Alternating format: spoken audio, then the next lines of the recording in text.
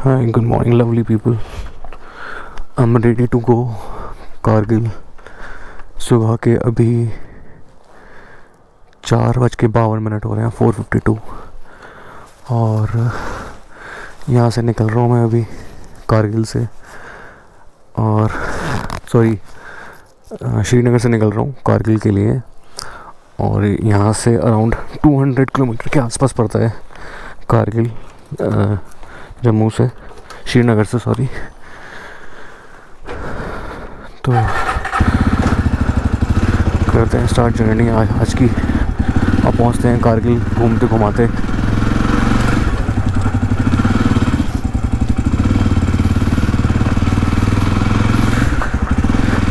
एक घंटे पहले मैं उठ गया था और फिर रेडी शेडी हो रहा था। सोनमार्ग के लिए मैप सेट कर लिया है और यहाँ से 81 किलोमीटर दिखा रहा है श्रीनगर से। तो निकलती है सवारी टूवर्ड्स सोनमार्ग।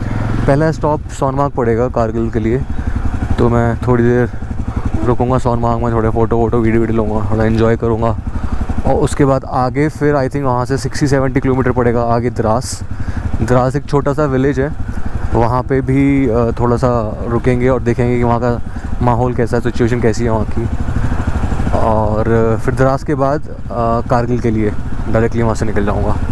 और आज मैं कारगिल में ही स्टे करने वाला हूँ, तो देखते हैं कैसा रहता है दिन आज का और क्या क्या एक्टिविटीज़ करने को मिलती हैं।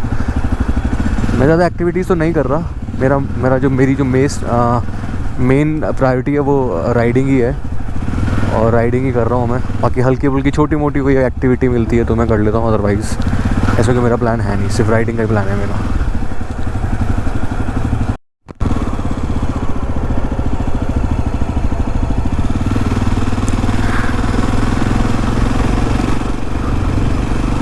एक बार लास्ट टाइम देख लेते हैं डल लेक को, और बाय बाय डल लेक, मिलते हैं फिर कभी दोबारा।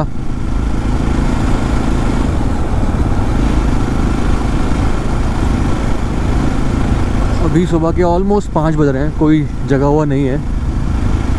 ऑब्वियसली जगेगा भी क्यों, सबको थोड़ी ना कारगिल जाना है। तो आई एम गोइंग कारगिल।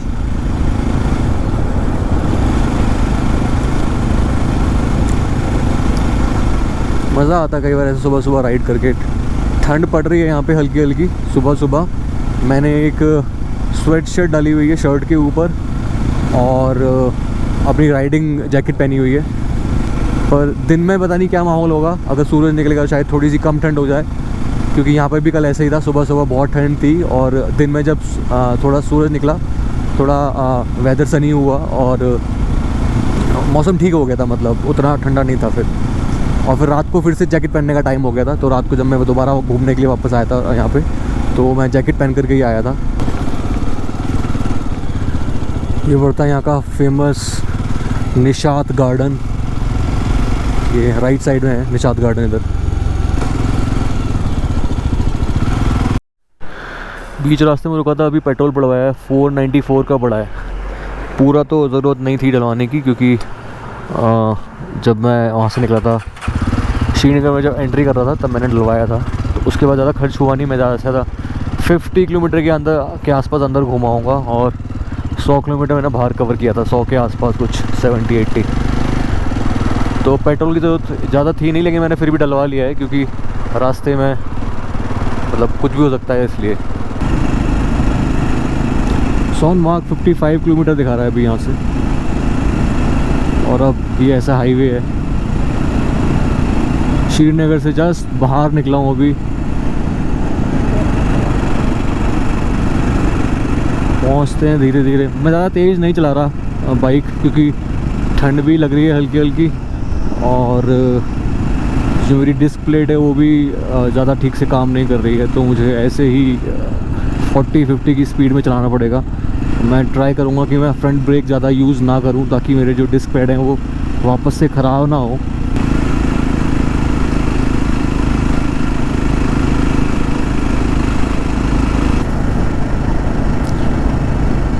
खूबसूरती इतनी ज़्यादा है कि हर 2 मिनट बाद रुक करके मन करता है कि कुछ वीडियोस ले लो, फ़ोटोज़ ले लो और बस तारीफ़ करते जाओ खूबसूरती की। थोड़ी थोड़ी ठंड लग रही है यहाँ पे ज़्यादा, कि ऑल्दो मैंने एक स्वेट शर्ट और जैकेट पहनी हुई है, उसके बाद भी ठंड लग रही है मेरे को।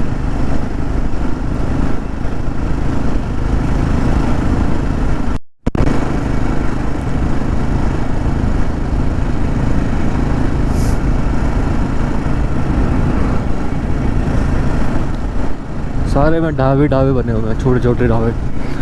टूरिस्ट बहुत ज़्यादा आता है यहाँ पे, लेकिन फिर भी लोग जो लोकल जो लोग हैं, जो आसपास जो टहल रहे होते हैं, जो क्रॉस कर रहे होते हैं, उन लोगों के आँखों में ना एक सरप्राइज एलिमेंट दिखता रहता है फिर भी, कि इतनी दूर दूर से लोग कैसे आ रहे हैं।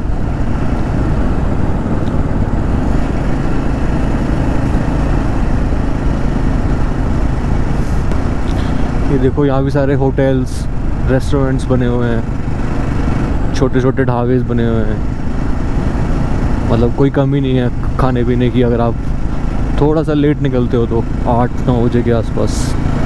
पर मैं थोड़ा जल्दी निकला हूँ तो अभी सब बंद पड़ा हुआ है। और मे बी सोनमार्ग के पास जाकर के कुछ मिल जाए खाने के लिए। भूख तो मेरे को लगनी शुरू हो गई है, तो देखूँगा अगर कुछ ब्रेड ऑमलेट, चाय कुछ मिल जाता है सुबह सुबह तो। कितने सारे कर्व्स आ रहे हैं बार बार, बहुत ज़्यादा कर्व्स हैं इधर।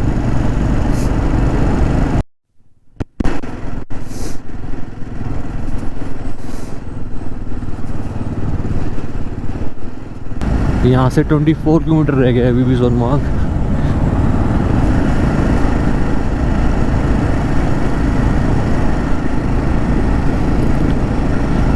बीच में ऐसे जो लोग खड़े होते हैं ना, कई बार ना उनमें से कई लोग ऐसे हाथ देते हैं रोकने के लिए, क्योंकि वो लोग भी कहीं ना कहीं आगे जा रहे हैं। पर बाइक पे जगह नहीं होती बैठाने के लिए, तो थोड़ा सा बुरा लगता है।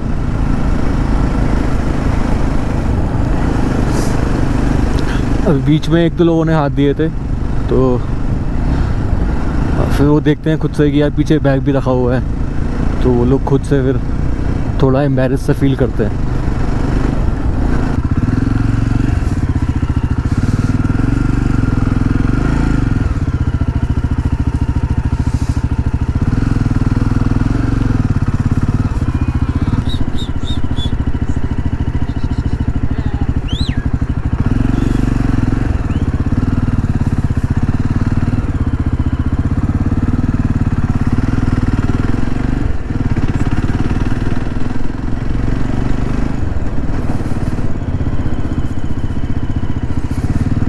कितनी भीड़ मिलेगी आज।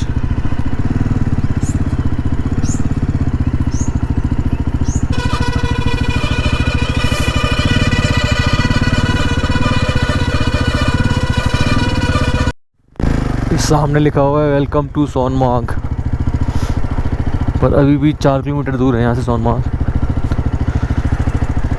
यहाँ खड़े होके एक दो फोटो वोटो लेते हैं, फिर चलते हैं।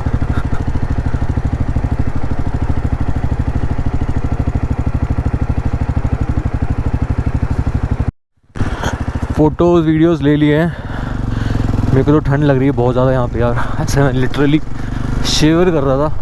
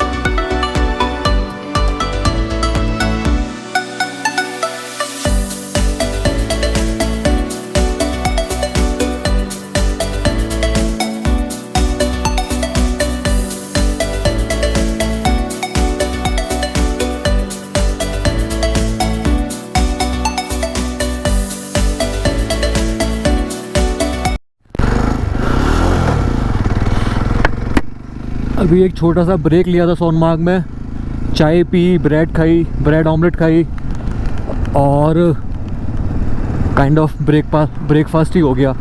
वहाँ से निकला हूँ अब, और अब निकल रहा हूँ यहाँ से द्रास के लिए। और सोनमार्ग में पीछे मुझे कुछ लोग मिले थे जो कि बंगाल से आए हुए थे, और उन्होंने मुझे बोला कि आपके पास अभी बहुत सारा टाइम है, तो ज़रूरी नहीं है कि आप द्रास या फिर कारगिल में रुको।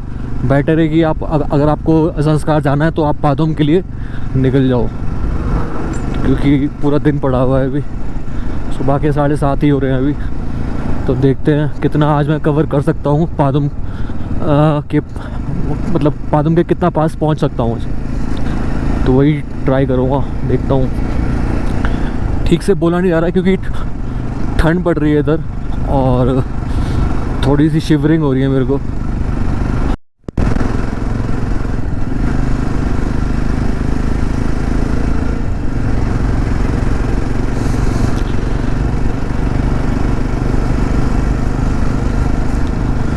यार मैं सोच रहा हूँ डायरेक्ट पादुम के लिए ही निकल जाऊँ, और वैसे तो दूर है काफ़ी अभी, क्योंकि कारगिल भी कम से कम यहाँ से 100 के आसपास तो होगा ही, तो पादुम के लिए निकलना सही रहेगा या नहीं वो रास्ते में जाके पता चलेगा मेरे को। मतलब मैं अभी जस्ट सोच ही रहा हूँ कि मैं डायरेक्टली निकल रहा हूँ, क्योंकि कारगिल मुझे भी लग रहा है कुछ रुकने का फ़ायदा है नहीं, क्योंकि कारगिल में ऑलरेडी आ चुका हूँ पहले भी, और कुछ देखना भी नहीं है, और टाइम मेरे पास बहुत सारा है पादुम पहुँचने के लिए। एटलीस्ट शाम को 4-5 बजे तक तो मैं राइड कर ही सकता हूँ, और सुबह के अभी 8 बज रहे हैं, तो मैं 8 घंटे 9 घंटे राइड करके मैं चाहूँ तो पहुँच सकता हूँ पादुम। तो देखते हैं, बीच में एक दो जगह और रुकूंगा, अभी द्रास रुकूंगा, और फिर देखता हूँ उसके आगे क्या सीन बनता है। अगर सही लगा तो पादुम के लिए निकल जाऊँगा। पादुम संस्कार में ही पड़ता है, तो देखते हैं।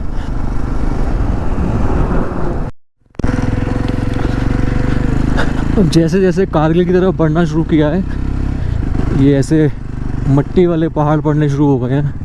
ग्रीनरी ऑलमोस्ट ख़त्म हो गई है, मतलब बोलते सामने ग्रीनरी आ गई, पर उतनी ग्रीनरी अब मिलेगी नहीं जितनी अब तक मिली थी। अभी सारे ऐसे ये मट्टी वाले पहाड़ मिलेंगे, और इसके बाद शायद ये और ज़्यादा सूख जाएंगे, मतलब ग्रीनरी मिलनी बिल्कुल बंद हो जाएगी। अभी जितनी मिल भी रही ये भी नहीं मिलेगी कुछ टाइम के बाद। और यहाँ से सिर्फ ऊपर चढ़ाई है, ऊपर सिर्फ चढ़ते ही जाना है। बाइक में ज़्यादा ज़ोर लगेगा यहाँ से चढ़ते हैं।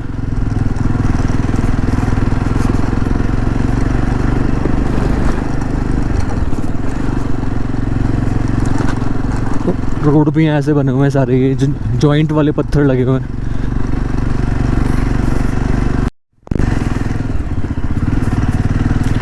और ये एक छोटी सी वाटर क्रॉसिंग, जो कि मुझे बहुत डर लगता है वाटर क्रॉसिंग से।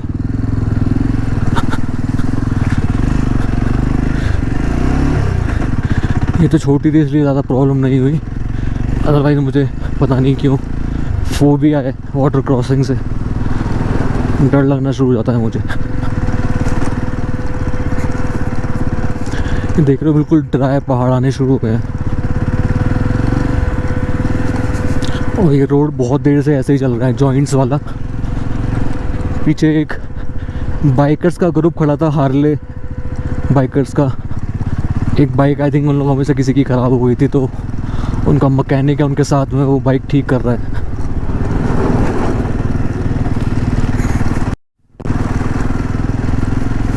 देखो लोग स्कूटी से घूम रहे हैं यहाँ पे, पर ये लोग मुझे लोकल लग रहे थे, ऐसे कोई बाहर के नहीं लग रहे थे देखने में।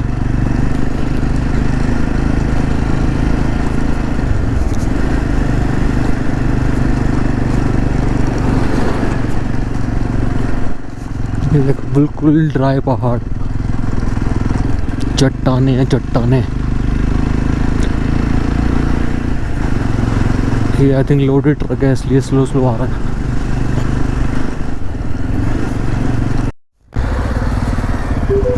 कहाँ से आ रहे हैं आप लोग? श्रीनगर से आ रहे हैं आप लोग?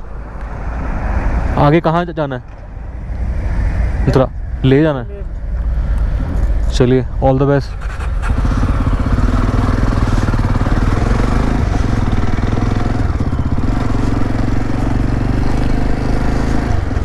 ये था बाइकर्स का ग्रुप, हार्ले थी इनके पास।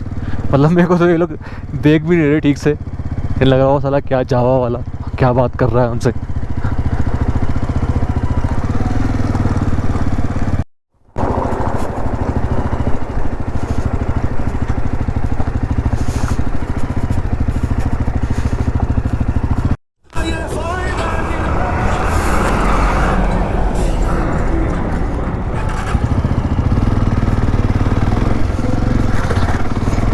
चलते हैं ये हार्ले के पीछे, हार्ले का ग्रुप है पूरा। पर साले ये लोग को भगा करके ले जाएंगे, मैं पीछे रह जाऊंगा।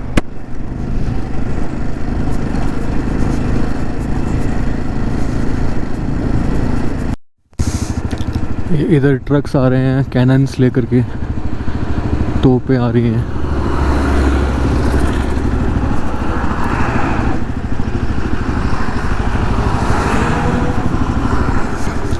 और ये डाक विभाग की गाड़ी।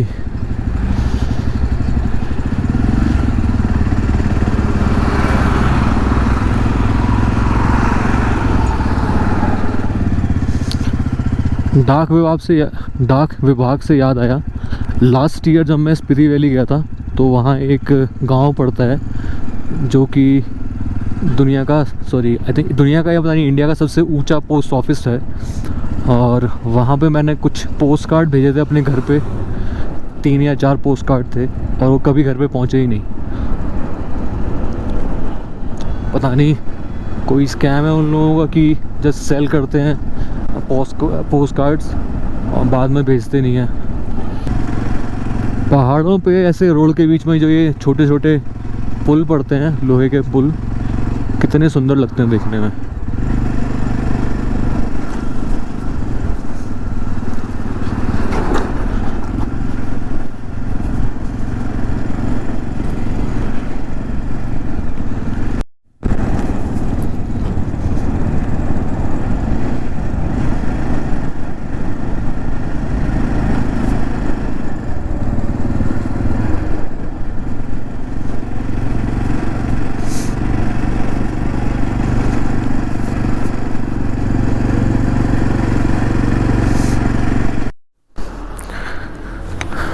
यहाँ पे हो रही थी एंट्री बाइक की, और नॉट बाइक की, मेरी बेसिकली, क्योंकि मैं बाइक के साथ हूँ तो इसलिए बाइक का नंबर उन्होंने लिखा है कि इन केस हम सही टाइम पे सही जगह पहुँचते हैं या नहीं।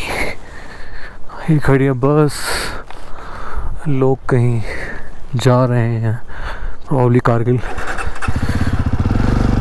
मैं भी एक बार बस से यहाँ आया हूँ, लास्ट टाइम जब आया था तो बस से ही आया था इवन।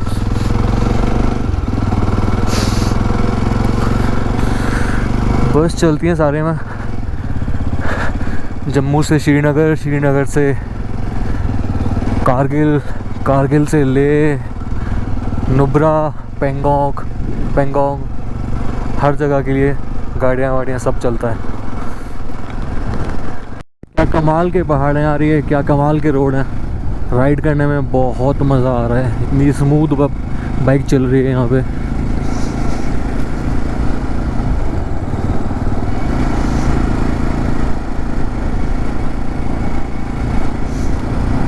देख रहे हो कितने वाइड रोड है, रोड नहीं मतलब ये जो ये स्पेस है कितना वाइड है।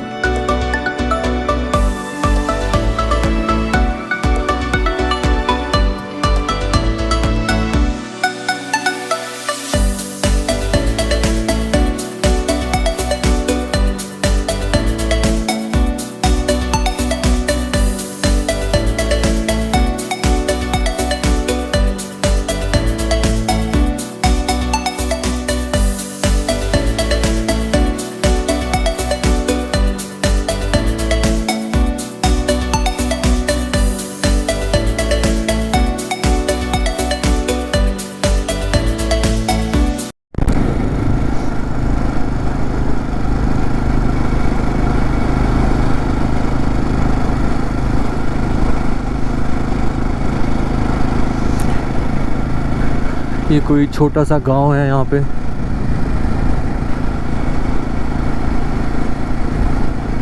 पीछे नाम लिखा हुआ था, मैंने पढ़ा भी था तो मुझे याद नहीं क्या ना था, क्या था, लिमिट योर स्पीड।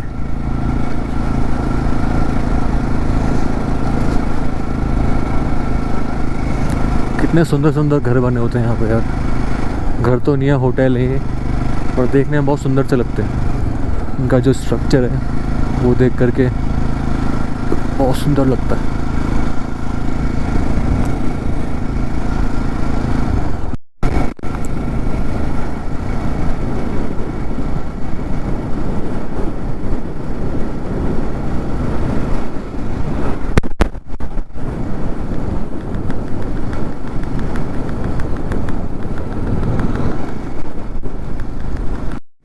यहाँ देख रहे हो बिल्कुल भी ग्रीनरी नहीं है, मतलब है हल्की फुल्की, लेकिन मोस्टली जो माउंटेन्स हैं सारे वो ड्राई हैं, पूरी मिट्टी मिट्टी है ये। कब से पहाड़ ऐसे ही यूं ही खड़े हुए हैं यार, मतलब मानना पड़ेगा, इनके पास ऑप्शन भी तो नहीं है ना। लास्ट टाइम जब मैं यहाँ पे आया था तो मैं गाड़ी की फ्रंट सीट पे बैठा हुआ था और वहाँ से ये सारे नज़ारे देख रहा था, और तब मेरा ड्रीम था कि यहाँ पे कभी मैं आऊँ तो अपनी बाइक से आऊँ, और आज 5 साल बाद वो सपना पूरा होता हुआ। इवन जब मैं कारगिल में पहुँच गया था तो कारगिल में मैंने अपने कहीं एक जगह खड़े होकर मैंने बोला भी था अपने एक वीडियो में कि नेक्स्ट टाइम कभी मैं आऊँगा यहाँ तो अपनी बाइक से आऊँगा, और इस बार मैं अपनी बाइक से ही आ रहा हूँ यहाँ पे। और तब मेरे पास बाइक थी भी नहीं, मेरे पास स्कूटी थी माइस्ट्रो, तब बाइक थी नहीं मेरे पास। तो जी ऑफिशियली एंट्री हो रही है अब द्रास विलेज में।